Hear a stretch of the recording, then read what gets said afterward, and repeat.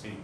A escatologia, ela não é um assunto somente do Novo Testamento. Pelo contrário, ela vem desde o Antigo Testamento, de muito antes, né? O Apocalipse é a cereja do bolo, é a revelação mesmo, é aquilo que desnuda tudo, né? Que detalha tudo. É o céu visto por dentro, como diz os pentecostais, né? Não. É o céu que é visto por dentro. Interessante, inclusive, desse céu visto por dentro, nós vamos detalhar aqui, por exemplo, quando João, porque João ele foi arrebatado em espírito, ou seja, um arrebatamento de sentidos, né? de pensamento. O Espírito Santo leva em entendimento, então ele com lucidez, não era um delírio, não era uma visão no sentido que não era real, era uma visão. Visão sendo visão é abstrata, mas não quer dizer que não era real. Então ele foi trasladado, ele foi levado literalmente em sua consciência para a eternidade, irmãos. Olha que coisa fantástica. A semelhança de Paulo, lembra? 2 Coríntios capítulo 12. Paulo diz, um homem no corpo não sei, fora do corpo não sei, há uns 14 anos foi levado até o terceiro céu. E lá foi mostrado coisas que ao homem não é lícito dizer. Né? Então, Paulo ele não teve autorização para dizer aquilo que Deus o mostrou. E era tão excelente aquelas revelações que houve uma ocasião que ele ia se orgulhar por causa disso. Porque o negócio, não é, irmão? Que Deus deve ter mostrado para ele deve ser uma coisa sublime. Então, para um homem desse vai descer, por muito menos tem gente se orgulhando, né? Por alguma experiência que tem com Deus. Por muito menos. Imagina o que Paulo teve. Aí o que Deus fez? Para preservar a alma dele, deixou um espinho na carne. Ou seja, uma limitação, uma aflição, não se sabe a ordem direito que era isso, se era no corpo, se era na alma, se era no espírito, se era possível dificuldade de visão, se era questão psicológica de ter consentido na morte de Estevão, se era uma debilidade física, não se sabe ao certo o que era, tá certo? Mas a questão é um mensageiro de Satanás, ou seja, algo que é realizado por um demônio na vida de Paulo, e parece que é físico, porque ele diz que é na carne, ele não diz que era na alma, ou seja, não é questão psicológica, nem no espírito, não é uma questão espiritual em si, mas parece que é. Aí alguns vão dizer assim, que é de fato a visão dele, porque ele diz aos Gálatas, se vocês pudessem, vocês dariam os olhos de vocês para mim. E alguns dizem porque ele ficou com sequela daquela visão que ele teve lá no caminho de Damasco, que ele ficou cego, embora Deus o tenha curado, mas deve ter deixado uma sequela. Eu estou falando de uma opinião, né? Estou dizendo nem que sim, nem que não. O meu papel é apresentar as possibilidades. Só quando eu identifico que o negócio não é muito bom, aí eu falo, não, isso aqui não é. É porque é um negócio estranho, né? A gente às vezes pensar que sabe de tudo e pôr todas as... Então o meu papel é esse, é apresentar as possibilidades, advertir quando eu vejo que é um negócio prejudicial, e aí vocês escolham. Vocês caminhem depois com a perna de vocês, vão pesquisar, quer saber mais, vá ler livro, vá orar a Deus, vá assistir palestra, né? Vá ouvir outro professor. Então, eu não sou o dono da verdade, ué. Então, o futurista, a gente vai se ater nisso aí. Tá vendo como a gente já se prendeu um pouquinho mais, que eu acho que é o mais interessante mesmo? Diga aí, mano. Uma dúvida aqui. Você falou que no futurista as inscrições históricas se cumpriram nas igrejas existentes naqueles dias. E você citou as igrejas na Ásia, né? Na pequena Ásia. Isso, é. Era exatamente onde Turquia João... hoje. Mas é exatamente onde João atuava mais, não era? Ah, sim, é. É aquela área. A Ásia é menor, né? Então isso foi mais nas igrejas que é onde ele atuava, que aconteceu? Não, na verdade, Daniel, não é que João tinha contato com todas as igrejas. Na verdade, parece que ele tinha contato com a igreja de Éfeso. Éfeso e talvez Esmirna, né? Onde João mesmo, ele, inclusive, parece que pastoreou Esmirna. E depois houve um outro personagem muito conhecido na história chamado Policarpo. Policarpo foi o discípulo de João. Né? Então, Policarpo é um mártir, inclusive que na própria carta está dizendo, né? Que ele foi morto, etc. e tal, a testemunha que houve. E a história vai confirmar isso, a história da igreja vai confirmar. Que o Policarpo foi bispo lá de Esmirna, essa igreja que foi perseguida, né? Naquele finalzinho do século I. O Apocalipse foi escrito em torno de ano 96, tá? No ano de 96, João morre em torno aí desse período mesmo, né? 96 para 99, alguma coisa assim. Então Policarpo assume aí a liderança da igreja, que era discípulo de João. Tá? Lembra daquela história que eu contei para vocês do Coliseu, onde o Policarpo ele foi morto, martirizado, onde era um ancião de, sei lá, acho que 80 e tantos anos, 76 ou 86, não me lembro exatamente agora, mas era um ancião. E ele foi estendido numa chapa quente, onde o carrasco, né, teve até dó dele, porque era um ancião. E quando deitou ele naquela chapa quente que levantou, ficou a pele grudada, toda a pele das costas. E aí disse assim, seu Policarpo, o senhor negue-se Jesus, porque o carrasco ficou compadecido da situação dele. Ele disse, não, há mais de 70 e tantos anos eu tenho servido esse Jesus, não é, ele nunca me abandonou, não é agora que eu vou abandoná-lo e tal. Então é um testemunho forte. E o que a carta diz. Então o João, ele era um pastor da igreja, provavelmente de Esmirna. Tá? Agora não é que ele tinha contato com todas elas. É a informação que a gente tem. Mas depois a gente vai pegar alguns pontos. Essa linha de pensamento que eu vou pegar aqui, que eu acredito que seja melhor, e eu acredito que vocês vão chegar a essa conclusão também. Calma que eu só estou colocando aqui as linhas de pensamento, depois a gente vai trabalhar. Tá bom, irmão? Nossa jornada aqui é um pouco longa. Não é, Maria? E tem aí então a quarta, né? Então preterista, histórica, futurista e tem a simbólica. Uma linha simbólica. Simbólica, linha de pensamento simbólica. Então essa escola de interpretação simbólica ou mística, pode colocar simbólica ou mística, tá? Tanto faz. Porque a palavra mística quer dizer isso, simbólico, né? Tem gente que tem medo dessa palavra, né? Por causa do misticismo que existe. Por exemplo, o corpo de Cristo é o corpo místico. A igreja é o corpo místico de Cristo, melhor dizendo. Então nós chamamos na teologia a igreja de corpo místico, que é o corpo simbólico de Cristo. Tá? Então essa palavra místico não tem problema nenhum não. Então essa escola de interpretação, ela acredita que tudo que há no Apocalipse são apenas símbolos. Símbolos que visam ensinar lições morais e espirituais. Então tudo que está ali não é literal, nada é literal. Tudo é simbólico, tá? Tudo é místico, tudo é simbólico. E visa ensinar, através desses símbolos, ensinar lições morais e espirituais. Então essa escola de interpretação vai considerar isso. Que isso não é correto, isso é um fato. Né? Então vem o último também. Ensinar lições Morais e espirituais, através dos símbolos. Então essa escola de interpretação acredita que tudo que há, escrito no livro de Apocalipse, tudo é simbólico ali, não tem nada literal ali. Nada, nada. Tudo são símbolos, representações. Essa escola de interpretação. E aí vem a última, né? Que é a eclética. E a eclética. O que a eclética acredita? Em tudo isso. Tudo isso aqui, ó.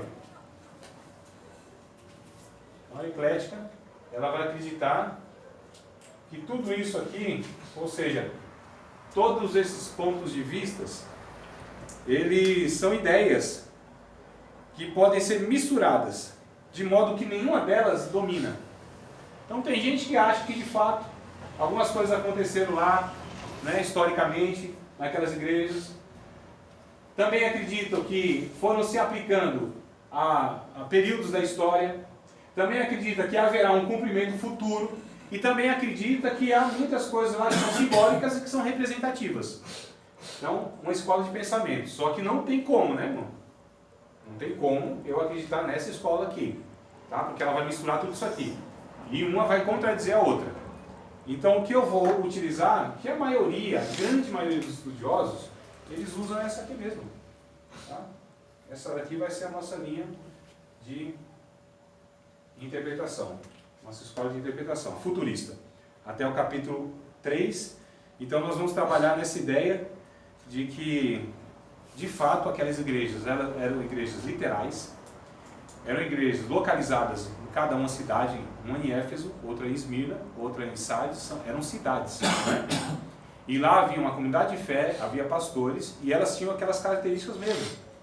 Só que de fato, elas podem ser, eu acho que eu passei isso para vocês de outra ocasião, lembra? Não.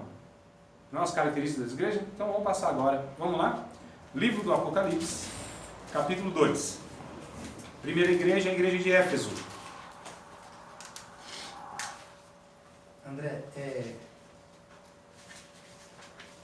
cada igreja dessa foi endereçada às cartas, ela representa um período da igreja? Então, irmão, eu vou colocar aqui como uma possibilidade. Você já falou já. Já falei. Tá marcado. Mas vamos relembrar. O Antônio Gilberto, nesse livro aí, Daniel Apocalipse, ele coloca como sendo cada igreja representando um período. Severino Pedro também vai concordar com isso. Agora tem outros que não. Mas eu vou colocar como uma possibilidade, eu acho muito coerente. E eu achei também bastante. Isso, eu vou descrever aqui, como vocês já estudaram a história da igreja, tentem puxar na memória, né? Acho que a maioria já estudou, o Daniel acho que não estava, o Erickson também não estava, mas os que estavam, tentem puxar na memória aqueles períodos, ver se vocês vão lembrando e se não se encaixa de fato. Então é uma possibilidade. Ao ler esse livro aí, que eu estou lendo ele, eu dei uma olhada lá na história da igreja e achei que tem alguma coisa a ver. Tem, eu acho muito interessante. Eu não descarto outras possibilidades, mas eu acho muito interessante. É por isso que eu vou apresentar para vocês como sendo algo que vai contribuir para essa compreensão. Tá? Então seria mais ou menos assim. Cada igreja, aqui por exemplo, a igreja de Éfeso, ela corresponderia, nesse pensamento, a um período da igreja, que esse período, a igreja de Cristo ali, na história, naquele período, naquele momento, tinha características bem parecidas com os irmãos aqui de Éfeso, descrito aqui. Vamos ver? Vamos lá, capítulo 2. Então, esse período, essa igreja corresponderia às características da igreja do primeiro século. Então, até o ano 100, a igreja de Jesus, né, que ainda era bem pequena, relativamente pequena, tinha essas características, os crentes tinham essa característica. E eu estou falando aqui na maioria, não estou falando que era 100%. Né? Mesmo porque alguém ainda vai falar, irmão Ari, um negócio interessante, não sei se o senhor leu, que ele aborda isso também, que há a possibilidade de, porque aqui tem mais ou menos assim, são 7 igrejas, seriam 7 características de crentes que poderiam estar numa única igreja. O crente que perdeu o primeiro amor, o crente que tem a aparência de que vive, mas está morto, o crente que ele é mundano, o estado, né? O crente que ele é missionário, fervoroso, o crente morno, o perseguido, que é o de Esmirna. Então são características que pode ter uma única igreja, de pessoas assim. E pode ou não pode? E tem ou não tem? E só precisa ter cuidado para ver quem somos nós nesse balaio de ovelha, nem de gato, né? Balaio todo aí. Então, olha só que coisa também que é coerente ser comparado. E de fato é. Mas o que a gente precisa saber é o seguinte, lembra de hermenêutica? Eu preciso saber exatamente o que o autor quis passar quando ele escreveu aquilo. No caso aqui, são revelações. Então, não é nem a questão do autor em si. Amados, Apocalipse, ele é diferente dos demais livros. Porque ele tem um teor profético muito grande. Uma gama de revelação, ou seja, aquilo que foi dado diretamente. Não foi o autor que ele foi escrevendo e Deus foi usando, como foi Pedro, como foi Paulo, o seu intelecto. Aqui também houve isso, lógico que houve. Mas menos do que os outros. Porque aqui o que acontece? O próprio livro, desde o capítulo 1, vai dizer, verso 1, antes que a gente vá lá, eu acho que eu precisaria ter falado isso antes, né? Eu estou aqui cheio de informação na minha cabeça, vocês não têm noção. Eu quero passar tudo, mas não vai dar certo assim, devagarzinho, né? Vai dar certo se eu for devagar. Então olha só o capítulo 1, verso 1 como começa. Revelação de Jesus Cristo. Revelação. Então, no original está lá, Apocalipse. Jesus Cristo, né? Então, revelação de Jesus Cristo, a qual Deus lhe deu, para mostrar aos seus servos as coisas que brevemente devem acontecer, e pelo seu anjo as enviou e as notificou a João, seu servo. Então a escala é, Deus o Pai entregou a revelação a Jesus, Jesus ao anjo, o anjo a João e João a nós. Tá vendo a escalazinha? Então a revelação foi dada dessa forma. Olha que coisa tremenda, irmão. Foi passando do Pai para o Filho, do Filho para o anjo, dos anjos, né? Ou o anjo em si, e do anjo a João, e de João até nós. A gente às vezes esquece, por exemplo, as tábuas da lei. A gente tem a impressão que elas foram entregues de Deus diretamente para Moisés. Não foi assim. Quem estava na primeira matéria, há 1 ano e tanto, quase 2 anos já, né? Quase 2 anos atrás, a primeira matéria Pentateuco, talvez lembre que a gente falou isso. que a lei foi entregue por intermédio dos anjos.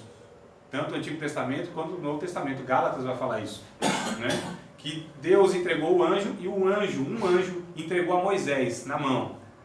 Aqui é a mesma coisa também, tá certo? Então o anjo está como intermediário aqui.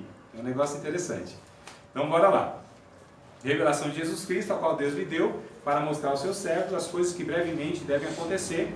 Pelo seu anjo os enviou e notificou João, seu servo, o qual testificou da palavra de Deus e do testemunho de Jesus Cristo e de tudo o que tem visto. Aí já começa a primeira bem-aventurança do livro. Que esse livro, irmãos, ele é assim, um alento, ele é um conforto, ele é uma esperança, é um fortalecimento para os servos de Deus. O crente que lê o livro de Apocalipse com medo tem alguma coisa errada na sua compreensão. Embora seja, né? Tem gente, não vou ler não, porque eu tenho medo desse livro aqui. Crente que olha todos esses juízos de Deus, primeiro, para nós aqui, irmãos, é algo que nos conforta. Por quê? Deus está no comando da história. Embora pareça que está tudo desgovernado, cada um faz o que quer na vida, cada governante, cada presidente, cada ditador, parece que faz o que quer e o mundo está à deriva. Não é assim. Apocalipse vai falar